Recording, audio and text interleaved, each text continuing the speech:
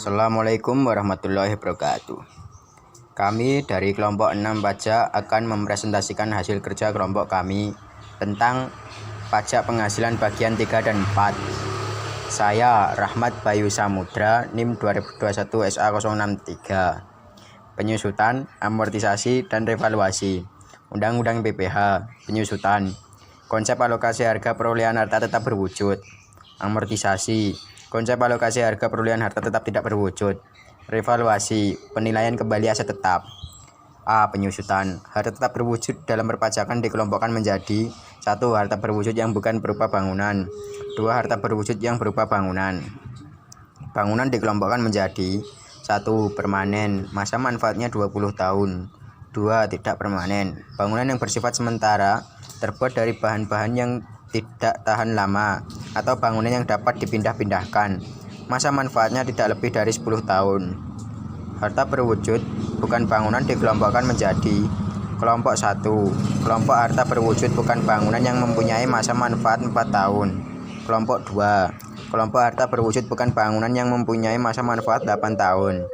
Kelompok 3. Kelompok harta berwujud bukan bangunan yang mempunyai masa manfaat 16 tahun. Kelompok 4. Kelompok harta berwujud bukan bangunan yang mempunyai masa manfaat 20 tahun. Dimulainya penyusutan. 1. Bulan dilakukannya pengeluaran. 2. Untuk harta yang masih dalam pengerjaan, penyusutannya dimulai pada bulan pengerjaan harta tersebut selesai. 3. Dengan izin dari Direktur Jenderal Pajak, penyusutan dapat dimulai pada bulan harta berwujud mulai digunakan untuk mendapatkan, menagih, dan memelihara penghasilan atau pada bulan harta tersebut mulai menghasilkan. Metode penyusutan yang dapat dipergunakan adalah metode garis lurus dan metode saldo menurun. Tarif penyusutan. Kelompok harta berwujud bukan bangunan kelompok 1. Masa manfaat 4 tahun. Tarif depresiasi garis lurus 25%, saldo menurun 50%. Kelompok 2. Masa manfaat 8 tahun. Tarif depresiasi garis lurus 12,5%, saldo menurun 25%. Kelompok 3. Masa manfaat 16 tahun. Tarif depresiasi garis lurus 6,25%, saldo menurun 12,5%. Kelompok 4. Masa manfaat 20 tahun. Tarif depresiasi garis lurus 5%, saldo menurun 10%. 2. Bangunan permanen. Masa manfaat 20 tahun. Tarif depresiasi 5%. Bangunan tidak permanen. Masa manfaat 10 tahun. Tarif depresiasi garis lurus 10%. B. Amortisasi. Harta tak berwujud digolongkan menjadi kelompok 1. Kelompok harta tak berwujud yang mempunyai masa manfaat 4 tahun. Kelompok 2. Kelompok harta tak berwujud yang mempunyai masa manfaat 8 tahun. Kelompok 3. Kelompok harta tak berwujud yang mempunyai masa manfaat 16 tahun.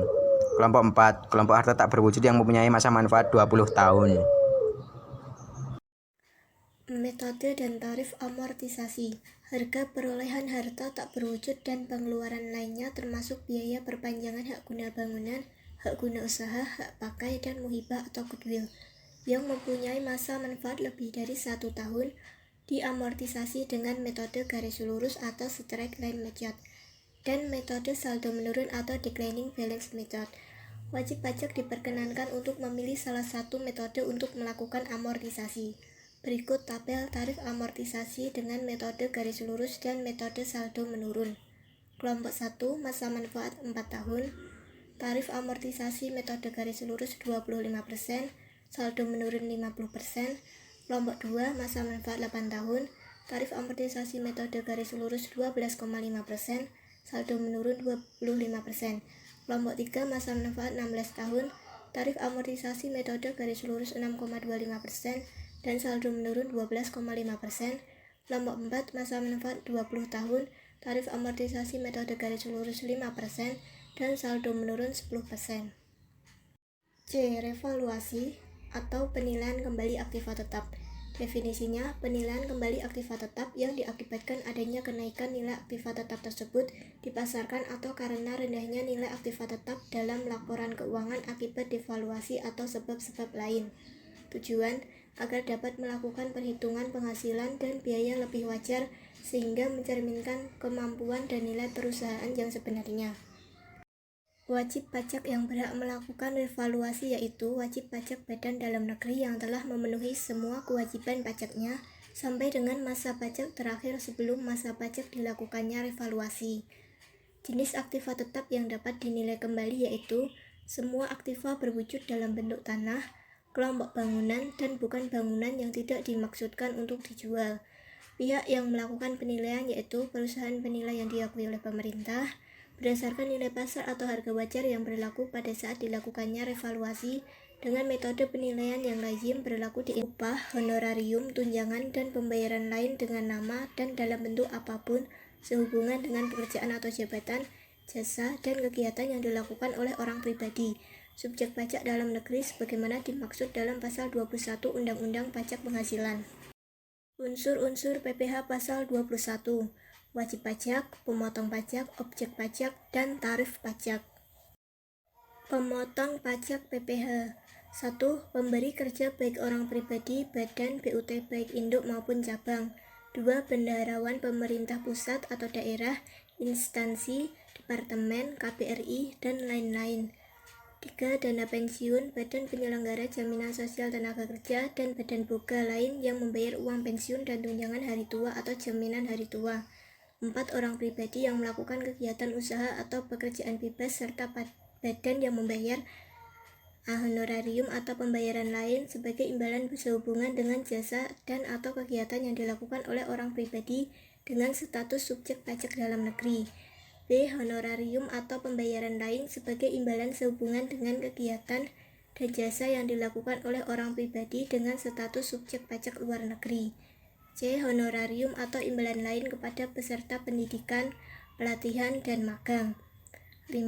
Penyelenggara kegiatan termasuk badan pemerintah, organisasi yang bersifat nasional dan internasional, perkumpulan, orang pribadi, serta lembaga lainnya yang menyelenggarakan kegiatan. Wajib pajak PPh pasal 21. 1. Pegawai. 2. Penerima uang pesangon, pensiun atau uang manfaat pensiun, tunjangan hari tua atau jaminan hari tua termasuk ahli warisnya. 3. Bukan pegawai yang menerima atau memperoleh penghasilan sehubungan dengan pekerjaan, jasa, atau kegiatan seperti A. Tenaga ahli yang melakukan pekerjaan bebas yang terdiri dari pengacara, akuntan, arsitek, dokter, konsultan, notaris, penilai, dan aktuaris. B. Pemain musik, pembawa acara, penyanyi, pelawak, bintang film, bintang sinetron, dan seniman lainnya. C. Olahragawan. D. Penasehat, pengajar, pelatih, penceramah, penyuluh, dan moderator. E. Pengarang, peneliti, dan penerjemah. 4. Peserta kegiatan yang menerima atau memperoleh penghasilan sehubungan dengan keikutsertaan dalam suatu kegiatan. Bukan wajib pajak PPh pasal 21, pejabat perwakilan diplomatik dan konsulat, atau pejabat lain dari negara asing. Pejabat perwakilan organisasi internasional sebagaimana dimaksud dalam Keputusan Menteri Nomor 611 KMK 041994 sepanjang bukan warga negara Indonesia dan tidak menjalankan usaha atau pekerjaan lainnya. Objek pajak PPh pasal 21, penghasilan teratur, penghasilan tidak teratur, upah harian, mingguan, satuan, dan borongan, premi asuransi yang dibayar pemberi kerja, uang tebusan pensiun, pesangon, THT, dan lain-lain, honorarium dengan nama dan bentuk apapun, imbalan dengan nama dan bentuk apapun, penghasilan natura yang diberikan oleh A. Wajib pajak yang dikenakan pajak penghasilan yang bersifat final. B. Wajib pajak yang dikenakan pajak penghasilan berdasarkan norma perhitungan khusus atau demand profit. Tidak termasuk penghasilan yang dipotong PPh pasal 21, pembayaran oleh perusahaan asuransi, penerimaan dalam bentuk natura, iuran pensiun dan tunjangan hari tua yang dibayar pemberi kerja, natura yang diberikan oleh pemerintah, zakat yang diterima oleh orang pribadi yang berhak dari badan atau lembaga amal zakat yang dibentuk atau disahkan oleh pemerintah, beasiswa yang memenuhi persyaratan tertentu. Biaya jabatan dan biaya pensiun. Besarnya biaya jabatan yaitu 5% dari penghasilan bruto maksimum 6 juta setahun atau 500 per bulan. Besarnya biaya pensiun yaitu 5% dari penghasilan bruto maksimum 2.400.000 setahun atau 200 per bulan. Tarif pasal 17 dikenakan atas penghasilan kena pajak atau PKP dari 1. Pegawai tetap, 2. Penerima pensiun berkala, 3. Pegawai tidak tetap, 4. Pemagang calon pegawai, 5. Kegiatan multilevel marketing. Pasal 17 kali PKP. 1. Penerimaan penghasilan. Pegawai tetap termasuk pejabat negara, PNS, anggota TNI atau Polri, pejabat negara lainnya, pegawai BUMN, BUMD, serta anggota Dewan Komisaris atau Dewan Pengawas yang merangkap sebagai pegawai tetap pada perusahaan yang sama. Perhitungan PKP, penghasilan bruto dikurangi dengan biaya jabatan, iuran pensiun termasuk iuran THT atau JHT yang dipersamakan dengan dana pensiun dan PTKP. Yang kedua, penerimaan penghasilan, penerimaan pensiun berkala, perhitungan PKP, penghasilan bruto dikurangi biaya pensiun dan PTKP. Yang ketiga, pegawai tidak tetap, pemagang dan calon pegawai, perhitungan PKP, penghasilan bruto dikurangi PTKP yang sebenarnya. Untuk yang keempat, penerimaan penghasilan distributor perusahaan multilevel, marketing atau direct selling, dan kegiatan sejenisnya. Perhitungan PKP, penghasilan bruto dikurangi PTKP sebulan. Saat terutang, PPh pasal 21/26. Penerima penghasilan saat dilakukan pembayaran atau saat terutang penghasilan. Pemotong, akhir bulan dilakukannya pembayaran atau akhir bulan terutangnya penghasilan. Penghitungan PPh pasal 21.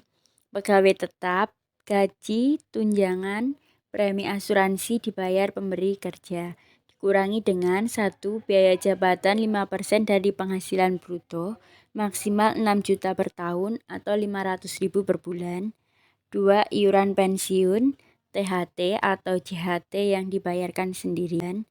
2. Iuran pensiun, THT atau JHT yang dibayarkan sendiri. Untuk penerima pensiun, uang pensiun berkala dikurangi dengan biaya pensiun 5% dari penghasilan bruto, maksimal 2.400.000 per tahun atau 200.000 per bulan. Penghasilan neto setahun atau disetahunkan dikurangi PTKP, penghasilan kena pajak dikenakan tarif pasal 17. Pegawai, untuk pegawai tetap, PH neto dikurangi PTKP. Untuk pegawai tidak tetap, yang bulanan PH bruto dikurangi PTKP.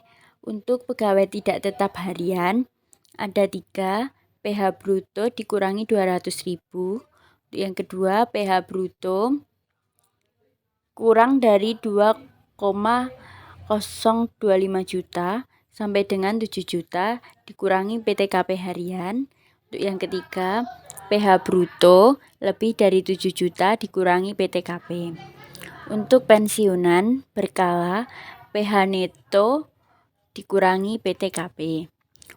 Untuk bukan pegawai berkesinambungan yaitu 50% kali PH bruto dikurangi PTKP bulanan atau kumulatif. Untuk bukan pegawai berkesinambungan pasal 13 ayat 1, 50% kali PH bruto kumulatif. Untuk bukan pegawai tidak berkesinambungan 50% kali PH bruto. Yang selanjutnya, komisaris atau mantan pegawai penarikan dapen O atau pegawai, yaitu PH bruto kumulatif. Untuk peserta kegiatan PH.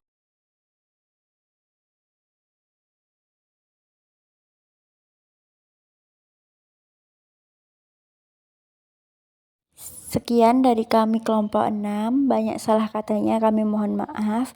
Wabillahi taufiq wal hidayah. Wassalamualaikum warahmatullahi wabarakatuh. Terima kasih.